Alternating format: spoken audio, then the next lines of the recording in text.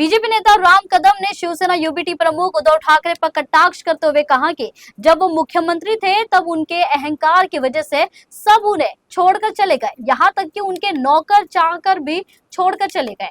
इसलिए उनके दिमाग पर असर हो गया, इसलिए वो सामना में अनाप शनाप लिख रहे हैं। शिवसेना यूबीटी हमेशा पाकिस्तान की स्क्रिप्ट पढ़ते हैं। एशिया कप में भारत की जीत पर दुखी होने वाले यूबीटी के नेताओं को आरएसएस प्रमुख मोहन भागवत पर टिप्पणी करना शोभा नहीं देता। इसके अलावा बाला साहेब ठाकरे पर दशहरा रैली पर टिप्पणी करने वाले रामदास कदम पर बोलते हुए बीजेपी नेता ने कहा कि उन्होंने जो भी कहा उसके लिए वो नार्को टेस्ट के लिए तैयार है। क्या उद्धव ठाकरे भी अपना नार्को टेस्ट करवाएंगे? आखिर क्यों शिवसेना यूबीटी के नेता इस पर चुप्पी साधे हुए हैं?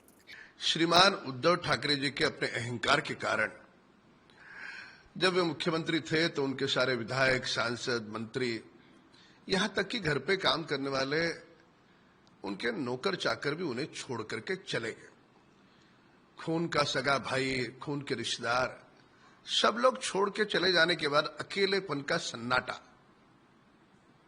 और जब बचे कुचे भी लोग छोड़ करके चले जाएंगे इसका डर, इसके कारण दिमाग पर असर होता है।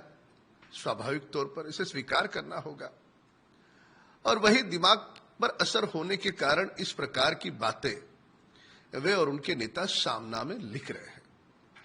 उन्हें आरोप प्रत्यारोप पर कटाक्ष करने का पूरा अधिकार है, पर वे, उनके नेता और उनका सामना अखबार अपनी औकात न भूले। पाकिस्तान के आतंकवादी की स्क्रिप्ट पढ़ने वाले, ये उबाटा वाले, ऑपरेशन सिंदूर पर सवाल उठाने वाले ये लोग, भारत की टीम पाकिस्तान को हराती है, दुखी होने वाले ये उद्धव ठाकरे और उनके नेता, क्या इनको नैतिक अधिकार है हमारे वंदनीय, पूजनीय, त्यागपूर्ण और समर्पित जीने वाले सरसंघ चालक जी पर बोलने का?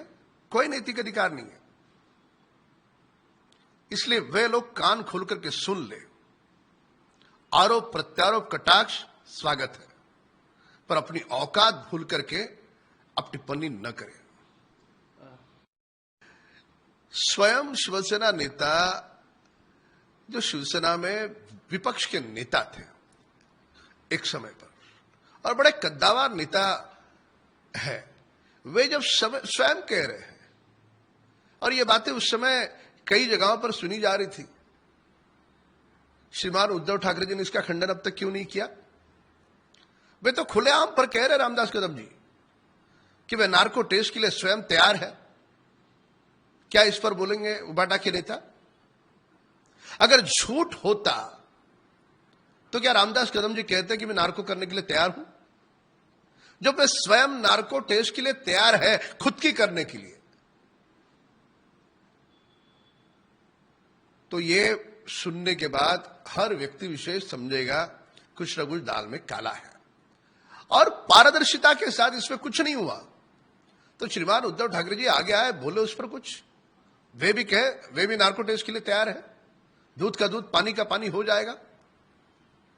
पर उनकी और उनके नेताओं की चुप्पी लोगों को मजबूर कर देती है ये सोचने के लिए कि रामदास कदम जो बोल रहे हैं उस बात को लेकर दाल में कुछ ना कुछ जरूर काला है।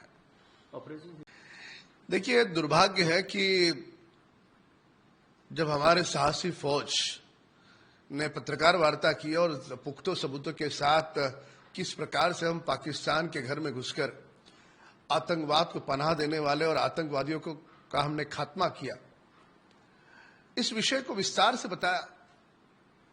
पाकिस्तान के लोग उस पर संदेह करेंगे, यह स्वाभाविक है, उसकी अपेक्षा भी है, पर हमारे भारत के विपक्ष ने भी उस पर सवाल उठाया। सबसे पहले तो उसके आगे राहुल गांधी, उद्धव ठाकरे थे सवाल पूछने में। इसलिए जो हमारी देश की साहसी फौज कह रही है, वो कहने के बाद सारे विश्व में पाकिस्तान की कोई छवि है ही नहीं, पर जो भी बची कुची थी वो धूमिल हुई थी, उसे, उस कालिक को कहीं ना कहीं कम करने का प्रयास उनकी ओर से करने का ये प्रयास दिख रहा है। और अब दोबारा फिर से एक बार, दो बार क्रिकेट में जिस तरह से भारत की टीम ने उनको चकमा दिया, ये सारी बातें उनके दिल को कहीं ना कहीं ठेस पहुंचाने वाली है। तो हारने वाला कभी भी अपनी हार तुरंत स्वीकार नहीं करता, बस यही है। एक तरफ